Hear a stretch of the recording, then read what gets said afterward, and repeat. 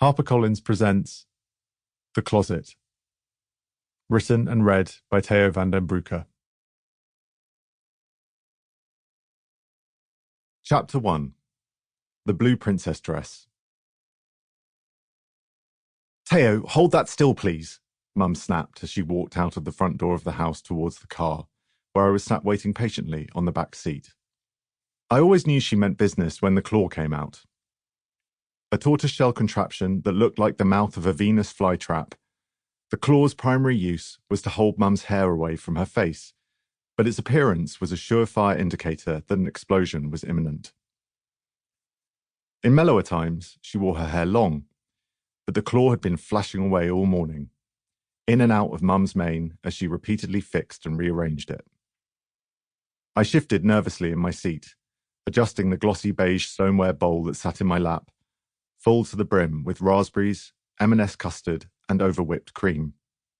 I was wearing my favourite pair of blue and white striped dungarees, finished with shiny bright fasteners on the bib, which Mum said made me look like Andy Pandy, and I had jammed my fingers between my legs and the slippery bowl to stop it from spilling.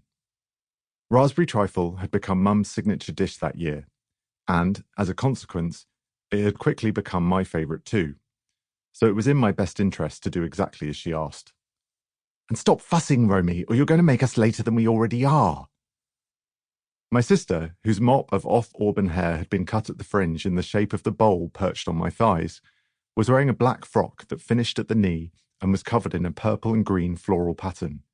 It was my favourite of Romy's many party dresses. I'm pretty sure it was Mum's too, because she made her wear it a lot.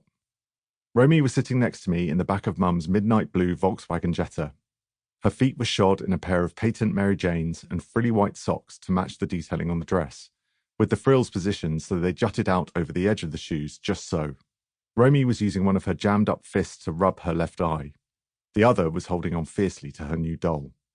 "Teo said he was going to cut her hair," Romy whined, glancing anxiously at Tiny Tears, which, a touch eerily, could cry on demand. It was true. I had said that. "No, I didn't, Romy. Be quiet." I gave her a sly pinch, a trick I'd learned from Mum, who had much sharper nails than me. Both of Romy's little fists met her eyes. Tiny Tears was left dangerously exposed. "Teo!" Dad's ultra-Dutch pronunciation of my name made it sound like the opening refrain from the Harry Belafonte song, only in this case, much less friendly. "What did you bloody well do to your sister now?" Dad had appeared at the front door of the house, filling the frame. Hands on his hips, his already quite cavernous brow was furrowed extra deep.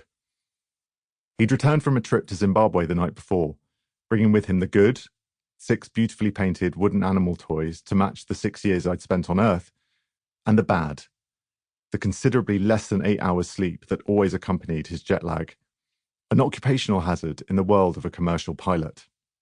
Couple the latter with our fast-approaching mass family gathering, and we all had a strong sense of impending danger. "It's all right, Jan. We just need to go," Mum muttered, used to his post-flight flare-ups. She was busy strapping a sizable mushroom tart into the foot cavity of the passenger seat, on top of 3 chilled bottles of Wolf Blass Creek. Smoothing down the front of her rust-brown dress, which was finished with oversized white polka dots, she maneuvered herself backwards out of the car. Choosing to ignore her, Dad stormed out from the shadow of the big wooden door, which was finished with incongruously large wrought iron rivets that made it look like something that belonged at Hampton Court Palace, and pulled up to my side of the car, eyeing me like a pissed-off Tyrannosaurus Rex. He was wearing a pair of paint-splattered navy blue tracksuit bottoms with a capacious Fruit-of-the-Loom t-shirt, fraying at the collar, and a pair of white tube socks on his feet with no shoes. "You two behave for your mother, you hear me?" The Dutchness in his accent was all the more pronounced when he hadn't had enough sleep. I know I was meant to be scared. However, I couldn't help but think of how much trouble I would get in if I wore my socks outside without any shoes on like he was.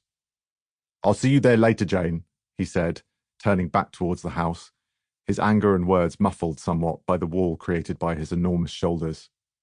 Dad always preferred to drive his own car to Grandma's, which, in his current state, was a blessing. Mum got me into the front seat of the Jetta and turned back to Romy and me, giving me a knowing look and my sister a squeeze on the ankle as she reversed out of the drive. Sample complete. Ready to continue?